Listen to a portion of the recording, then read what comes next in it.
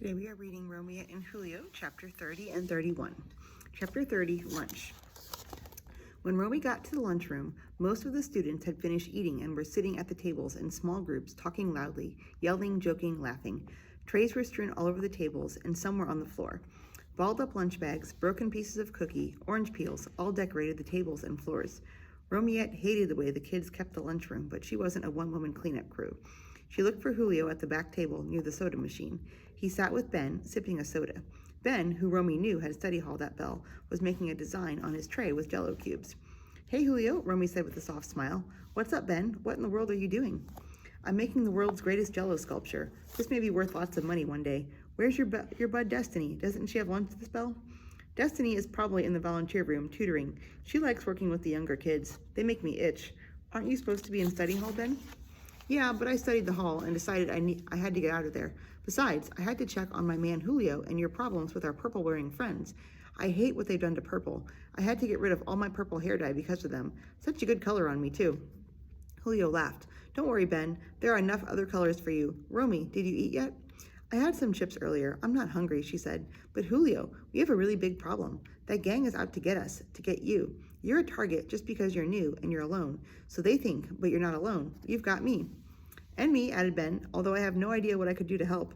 I see bad guys and I run the other way." "It's always good to know your friends got your back," Julio said with a smile. "You'll never be alone," Ben promised, "but I'm not sure what to do." The thought of being helpless and at the mercy of thugs made Julio so mad he wanted to bite.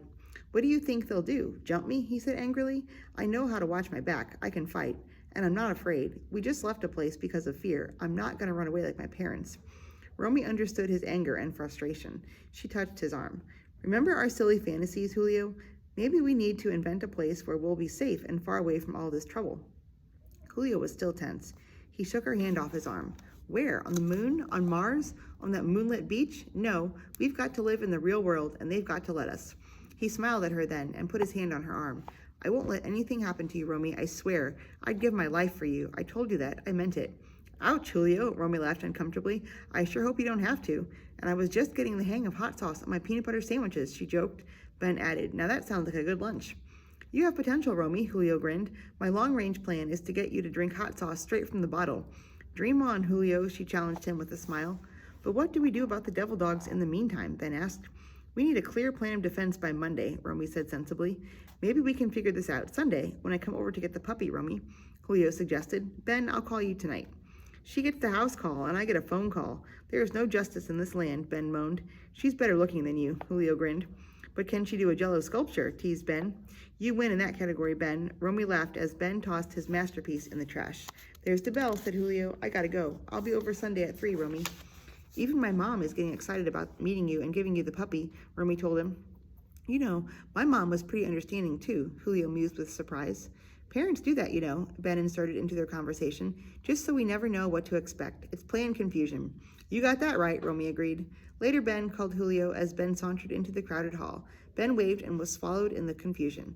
"I'll see you Sunday, Julio." "I can't wait," Romy said shyly. "Me either," Julio smiled, then ran to class. Chapter 31, Saturday night. Destiny spends the night. Destiny blew through Romy's front door like a windstorm. She carried 2 book bags, a plastic bag full of hair colors, 2 shoe boxes, a stack of CDs, and a large box wrapped in brown paper. Destiny always arrived with baggage, even if she was just stopping by to pick up an outfit or do homework. She stored much of it in her car, which was her traveling closet. Romy's mom just shook her head and let her in. "Hey, Mrs. C, what's for dinner?" Destiny greeted her with a quick kiss on the cheek. "Vegetarian lasagna, Destiny, your favorite." "How'd you know, Mrs. C? You must be psychic like me." "No, Destiny, you called me yesterday and told me, remember?" Mrs. Capel laughed. "Well, a psychic's got to be prepared, you know. Thanks for fixing it. Everybody around here likes it too. How's your mom?" "She's fine," Destiny replied as she grabbed a soda from the refrigerator. "She still says she's going to quit the airlines, but until I learn how to teleport myself, I need her to work there so we can travel in the summer. Expands my world vision, you know." "How very noble of you. Give her my best." "Okay, where's Romy?" "Romiette is upstairs pretending to clean her room." "I've seen it messy before, Mrs. C. I've seen your whole house messy. Actually, I think I helped mess it up last time." "That's probably true. Get upstairs before I decide to make you wash dishes," threatened Romy's mom. Destiny didn't have to be warned twice. "Zooming! Later, Mrs. C." She ran up the steps to Romy's large and airy bedroom. "Hey, Romy, what's up?" asked Destiny as she tossed her stuff on Romy's bed. What do you mean, what's up? Did you bring the package? What package? Destiny replied in mock confusion. Quit playing, girl, the system. Thought you didn't believe in that stuff. $44.99 of my money gives me the right to believe. Where is it? Romy asked. Got it right here. Destiny grinned with delight. Did you open it yet? No, still in the wrapper. I figured that we should open it together. Okay, as soon as it gets dark, we check it out. Did you bring the shoes? Yeah. Did you want the green ones? I brought the black ones just in case. Sweet. Now I'll wear your pants with the white shirt. Do you think this will make me look fat? I don't know. Try it on. Let me see what you look like in the outfit. I am so huge. Julio is going to think I'm a blimp. If he thought you were a blimp, he wouldn't be coming over tomorrow. Chill. Romeo slipped the slacks and shirt on, pushed her hair up off her face, and looked in the mirror. What do you think? That white shirt is kind of boring. Try the green sweater. That's what I had out in the first place. Romy changed quickly. They wore each other's clothes and interchanged tops and pants and shoes so often that neither of them could remember whose outfit was whose originally. That's the best, Destiny assured Romy. You look just a little sweet, just a little sexy, and not fat. Good. That's the look I was going for. Guess who called me just before you got here? Who? Malika Grimes.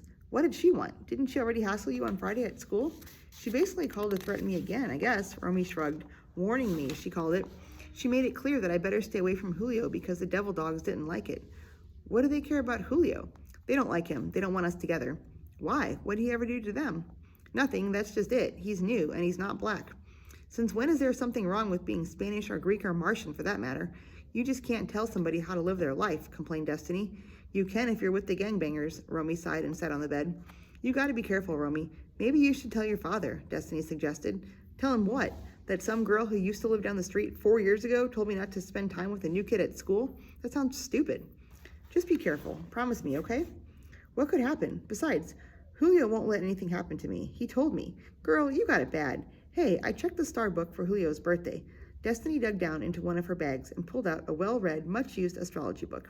Destiny didn't even brush her teeth in the morning without first checking her book. What does it say? Romy asked curiously. Check this out. It says he is idealistic, passionate, and poetic. That's Julio. And it says he is drawn to magical possibilities and fiery relationships. That's me. And it also warns of the danger of fire and water meeting. It warns you to be mindful of the consequences. Romy looked serious. You know, most of that stuff is so general it could apply to anybody. We just make it apply because we want it to.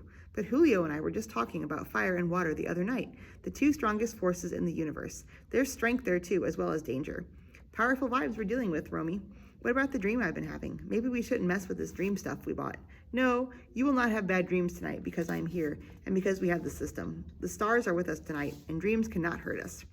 Do you really believe in all that stuff, Destiny? Believe it, I live it. Yeah, but with all the people in the world, how can all those predictions be true? Destiny brushed her hair. It was a dark reddish color, and if it grew straight, it would have been down to her shoulders. But it was soft, puffy, curly, and had a mind of its own. Sometimes she braided it to teach it a lesson, but her hair always won and would unbraid itself by the end of the day and curl into puffs of defiance. I never question the stars. I simply trust them, she said quietly.